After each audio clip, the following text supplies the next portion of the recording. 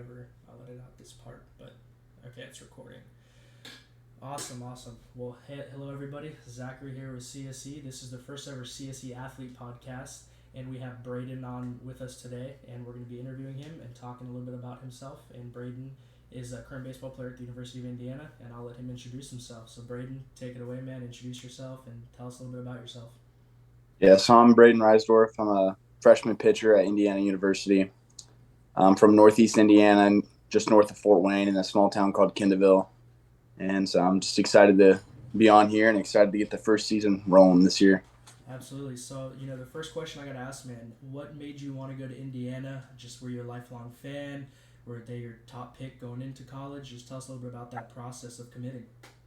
So my recruiting process was pretty hectic actually at first. So I was kind of a smaller guy coming onto the scene. I was committed to a junior college called Parkland for about a year, and then I decommitted after I had some increased interest, and I knew one of the coaches was leaving, so I ended up doing that. And then when I started talking to some more schools, I met with Mercer and talked with Glant and Mercer and those guys, and I mean, those two guys know so much about baseball, and it was just one of those things. Like after you talking with them, it's like it made you feel like family. And it was just a good fit for me, and a little bit closer to home. So that was also kind of nice. But Yeah, absolutely, man. That's awesome. You know what's funny is with baseball is like you hear a lot about guys like committing to JUCO and then the very next year like transferring to a big college. I mean, was that always something right. that you were considering, or was it always like, hey, I want to go to a big D1 school like Indiana? Well, I mean, I wasn't like, I'll be honest, I wasn't really that good at first. I mean, I threw hard, but like I didn't have a whole lot to work with. Mhm. So I mean, JUCO looked like a decent opportunity for me, and then stuff just started to pick up, and then I started talking to some bigger schools, and then it just seemed like the right decision at the time, and that's when IU came along. Okay, that's awesome, man. Yeah, no, I mean you're a lefty, right? If I'm not mistaken. No, I'm a righty. Oh, you are a righty. Okay, I guess I am mistaken. I was gonna say because lefty pitchers, man, they get all Oh, they get all the love when it comes to stuff, man. yeah, they do. That's funny. But yeah, so I mean, tell me a little bit about like when you grew up playing baseball. Like, when did you start? Were you always a pitcher? Did you PO only in high school, or yeah, a little bit about that. So, I mean, baseball was like a huge part of my family. I got two older brothers that also played college baseball. And so, I mean, I just grew up around baseball. I didn't play any other sports really. It was just strictly baseball. It was always my thing. I used to be able to swing it, I will say, That's fair. for a while there. Up until I think sophomore year, I stopped hitting. But I still hit in high school ball because, still had a little bit of juice in there. But I started being a PO for summer, senior year, and then I'm a PO here at IU. Obviously, definitely Yeah. can't swing here. Yeah, no, But, they're not gonna be having you hit too. but yeah, I played baseball my whole life, and it was always a big thing. So, That's awesome, man. Yeah, no, that's really cool. I worked with a guy this past summer, and I guess he PO'd only at I guess Missouri and TCU, and I think he finished at TCU. And yeah, he told me like he's like, yeah, once you get to college and you're a pitcher, he's like, you're not bad. And I'm like, yeah, that's fair. That's funny. That's funny. But yeah, man. So I mean, one thing I like to ask is, when you were growing up, did you model your game after a certain pitcher? I mean, who was kind of that guy that you modeled your game after? so I never really modeled my game after like physically from a certain aspect of a player, but I've always loved watching Justin Verlander when he was at Detroit. I mean, he was just like my favorite guy to watch as a kid. So I always like kind of like the way he just went about the game and how professional he was, like on the field and just off the field. Hmm. So I was kind of a person that I really looked up to from the baseball world. That's awesome, man. Yeah, no, I mean, I told you I'm a Texans fan, but also being from Houston, I'm an Astros fan. So Oh yeah, he's single handedly carrying us, man. I don't know how you're 38, 39, or however old he is, and you get Tommy John, and you're all of a sudden it, like another Cy Young front runner. I'm like, that's just insane. But it it's crazy. yeah, It's the dude's just absolutely a beast. So I mean, if going off that, I mean, it was Verlander your favorite player growing up too? mhm. Okay. Yeah, yeah. And so, in terms of like, I guess other sports, right? Did you play football, or was it primarily just baseball growing up? I did play football like once in seventh grade. Other than that, it was just baseball. That's awesome. Okay. And yeah, so I'll ask you this because Jace is the one that introduced us. So how did you get to know Jace? What's your relationship with him and stuff like that? And yeah, just tell us a little bit about that. So Jace is actually from where I'm, maybe 35 minutes from where I'm at. Okay. So he went to West Nova, which is a school we play, Or no, he went to Lakeland actually. Yeah, he went to Lakeland. So it's a school we played in baseball. And he texted me after one of my games, like sophomore year, and was talking about how he's doing advising stuff in the future, and just kind of gave me the whole rundown. And then after that, we just kind of always kept in contact, talked to him a few times. And then all of a sudden, like, he's really big on like the whole NIL thing. So I mean, he's been helping me out with stuff like that. And next thing you know, he's just been that guy helping me out with all that stuff. He's always working. He's always doing something. So Yeah, it's awesome. And yeah, no, he reached out to me on I want to say it was Instagram. And he's like, "Oh, I got some guys. You want to do some trading cards with them?" And I actually got your trading cards today, actually. So they'll be shipped out to you next week. Awesome. Yeah. So he reached out and he's like, "Oh, I got this guy Brayden at Indiana." And I'm like, "Bet, let's do it, man." So that's awesome. That's awesome. So how has NIL been like for you? I like to ask. I've asked a lot of college football players that we work with, but you're one of the first baseball players that we get to do some stuff with, and I'd love to get your perspective from again a baseball perspective. How has NIL been? Is it pushed heavily on you guys? What's the landscape like in college baseball? Just tell us a little bit about how you kind of foresee that. Right. So baseball, I feel like it's a little different, just because I mean, obviously, we're not going to pull in as many viewers in general. I mean, you're not going to get as much opportunity as somebody who, like, our basketball team obviously gets some insane stuff because I mean, they get a lot more from it. So it's a little more limited, I'd say, but like they still try to like get us involved in everything. Like we have community like mixers to like meet with businesses from Bloomington and stuff like that. But I mean, it's still like just kind of shaky just because of how new it is. So I mean, I'm still learning a lot about it. It just depends, I think, on the sport. Baseball, it's just a little less than most, but I've been trying to really like push on it and get involved in that stuff. So yeah, no, 100%, man. That's kind of a role that we fill, right? We like to give athletes the opportunity to again sell their own custom trading cards to their fan base, and it's funny because I asked if you know Ivan Melendez. I guess he was the top guy in college baseball last year. Yeah. I remember asking him that same thing, like how was NIL for you, and I guess being the Golden Spikes winner and all that, right? So I figured there was a lot coming his way. He's like, nah, man. Actually, he was like, a lot of it, I had to go pursue on my own or kind of like handle myself. And I'm like, wow, that's interesting that there is kind of that divide with NIL between like, money coming to an athlete and making that connection of like athlete and brand. How do you kind of do that? And I guess somebody like Jace is somebody that would help facilitate that. And, it's such an interesting landscape, man. Cause, because I go to A&M, right, and you hear all about the crazy football deals that this recruiting class got and all that, and just the numbers I get thrown out, man, are insane. I'll tell you that. It's crazy, but no, that's really cool. So I mean, remind me what year you are again at Indiana. I'm a pitcher. No, I mean what year you are. Oh, so I'm a 2022. So out of high school. So what would I shoot? I don't even know. I'm a freshman. Yeah, you're first. So this will be your first season. Yeah, I'm going into my first. Okay, yeah, that's cool. Okay, so I was gonna say, man, what is kind of your goal for like the next? I guess you have to be in college 3 years minimum before you technically can go pro. So like, what's your kind of goal for the next 3 years? What are you hoping to accomplish while you're at Indiana? Right. So actually, since I'll be 21 by end of sophomore year. So I'm a draft eligible sophomore. Oh wow, okay. Another big plus actually, but honestly, my goal is, I mean, I just want to make as big as an impact as I can, like right out the gate. I mean, we have a lot of pitchers this year. We definitely took advantage of the transfer portal this year. I mean, we have a lot of arms, but I mean, I just want to be out there and compete, just kind of help and do everything I can to help the team win. 100%. Could be a year, I think so. Yeah. I'm excited.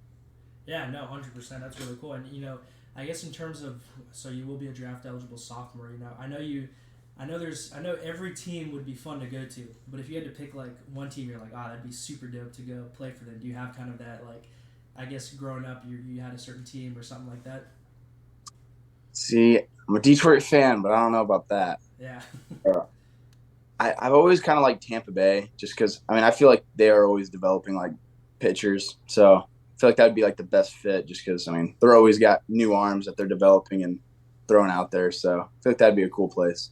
That's fair too. Yeah. Now they're actually, if I'm not mistaken, they're actually pretty good, right? Like they've been on the come up these past couple of years. Yeah, I remember that's right. They beat the Astros like 2 years ago to go to the World Series.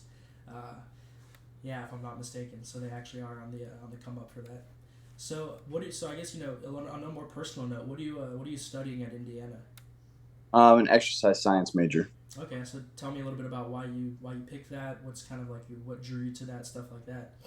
So I've been big into like lifting and Mm, all that, and I've always kind of like wondering like how the body works in response to like lifting and performance and just like what you put in your body kind of thing. So mm. that's kind of what got me into that. I've always would like I'd love to be like a trainer one day or something, just like have my own facility and just help kids out. So That's awesome. Yeah, there was a guy from, I guess his family was my neighbors before. I guess when I was little they moved, but my point is he went pro, played in the league for a bit. That was something that he did on the side as well, like a lot of training, coaching, and stuff like that. So it's pretty cool. oh Um, yeah. so okay, so I'm gonna ask you this because you popped up on my for you page, man. So I guess now that I started getting once I had your number in my phone, you popped up on my TikTok page. So tell me a little bit about the TikTok game, and I don't know. For my company, I post a ton on TikTok, so it's interesting the way that it works. But tell me a little bit about what your what you like to post on TikTok, how you see it working, and stuff like that. So I mean, I just kind of did it just for fun, just like Mm, do clips or like baseball clips. And then, I mean, a few of them did well. I mean, it's so hit or miss with TikTok. You never really know. But yeah, I mean, I just kind of like as a side thing. And I mean, I also think it's like a huge platform that like yeah. you take advantage of it the right way can really benefit you. So, Oh, 100%. Yeah, I know there was a, I think there was an A&M guy. He came into college with like 2 million TikTok followers. And I'm like, man, that, you want to talk about like a huge platform? I mean, I'm like, there you go. yeah. But, so yeah, in terms of, like, I guess a funny note, have you ever had like a teammate be like, oh, I saw your TikTok, or like, hey, that was kind of funny? You ever had that happen? Yeah. So some of the guys, they'll kind of give me some stuff for it, but Mm. I really don't mind. But Yeah. No, it's funny. I'm a business major at A&M, and I'm getting my grad degree right now. I guess I'm year two of grad school, so I'm 23. But it's kind of awkward because sometimes, like I said, like in grad school you have to be a little more professional, I guess, and you were undergrad, and so there have been times where I walk into class and someone's like, "Oh, I saw your TikTok," and I'm like, "Oh man, dude, that's that's kind of because you post some stuff and you're like, I don't know if I want like my fellow grad students seeing that." And yeah, it's always funny the way that works, man. It's a good time though. I agree with you though. TikTok is definitely probably the easiest way to like grow your social following and stuff like that. Yeah, so and a little bit of I guess a little bit about kind of your backstory and stuff. So were you the only guy from your high school to go to I guess play baseball in college, or how was that I guess coming from high school? Was it like a lot of people went D1, or was it like, hey, like I guess I'm the guy that's going D1? Because I guess my question is because in Texas, right, all of the high schools that are around me, it's like football powerhouses, right? Like Katie's the local one, big football school, stuff like that. So is your school traditionally a baseball powerhouse, or was it like, nah, like I was kind of one of the first guys to go D1 kind of thing? yeah, so I was one of the first. Mm, Um, we're more known for football. Nothing mm, crazy, nothing like Texas, but yeah. I mean, we were always decent at football. Our class had actually a pretty good class overall, just in all sports. Yeah. So I mean, we're a smaller school. I mean, I guess we're big for Indiana, but I mean, we're just up in the cornfield, so it's not a whole lot going on. But we had like 4 Division I guys this year in total, so Okay. it's kind of been in a while, that's for sure. That's pretty dope. Yeah. So I mean, and this was something I should have asked you earlier, but what made you, I guess, start to want to pitch? Because I know, like, I mean, I wasn't very good at baseball by any stretch, but I did play most of my life growing up. Like that was my favorite sport, still is to this day, right? And Right. I know that when you're in little league, it's kind of hard to pitch and stuff like that. Usually, you want to be a hitter, stuff like that. So, what made Right. you want to? I guess when did you make that switch to being like, hey, I'm good at pitching, kind of thing? And yeah, tell us a little bit about that. So it was sophomore year, and when I was going into the summer, I was playing with like my first pretty decent travel team. Mm-hmm. And honestly, it was just I really didn't want to field because those guys were. I mean, I wasn't going to be able to play third base because I mean they had guys were way better fielders than me, that's for sure. And then at first base, I just was never really the best at. Never really liked it. So I was just like, yeah, we'll just see how pitchings work. I mean, I'm throwing hard right now. It's just if I just focus on that, let's see what happens. And that's what I did. And next thing you know, I was throwing even harder and actually turned into a little bit of a pitcher, not just a thrower. So Yeah, there you definitely go. helped. No, that's awesome. So tell me a little bit about your pitch mix-up. What are your, I guess, your top three pitches or top four? Like, what's the arsenal that you got going? So I mean, currently I mainly just fastball, slider, change, and then I throw like a 2-seam sinker, whatever it is that day. Kind of varies sometimes, but Fair enough. I've thrown a splitter. I haven't thrown it in a while. I don't know if I'm going to bring it back. It just depends how these pins start going, but usually those are probably my main three. I don't really throw a curveball. It's just, I mean, I've just preferred the slider a lot more. So Curveball's that's a tough release too. It's like can go very good or very bad. I remember they had because I used to play third base and I remember they had me play on travel they had me play a pitcher one time because they were down so bad on pitchers and I gave up yeah, back to back triples and I'm like, dude, this pitching thing is not for me. Like it takes a very special you got to be really good to even just pitch. So the fact that you're going D1 is hell impressive, man. Congrats on that. So appreciate it. yeah, so tell me a little bit about the travel circuit. You mentioned that. I know with basketball, right? That's a huge thing. Most kids get more recognized on the AAU circuit than they even do at their high school. So what is that kind of like with baseball? Do you think there's more recognition on the travel circuit, like Perfect Game, Team USA, stuff like that, or is it tell me a little bit about that dynamic. I would definitely say it's more in the travel circuit. So my school, I mean, there wouldn't have been a whole lot of anyone coming up to my games if it wasn't for what I did in summer ball or any of that. Because I mean, my first legit travel team I played on was the Sluggers, and that was my sophomore year. And then that got me just got my foot in the door. Really wasn't a whole lot going on. And then junior year, I played for the 5-Star Midwest, which was the best team I've played for by a mile at that point. And then that's when I started actually talking to colleges, kind of seeing what was available. Oh, you're good. Got the dogs going crazy. Oh, you're good, man. Don't worry about it. All right. Shimano.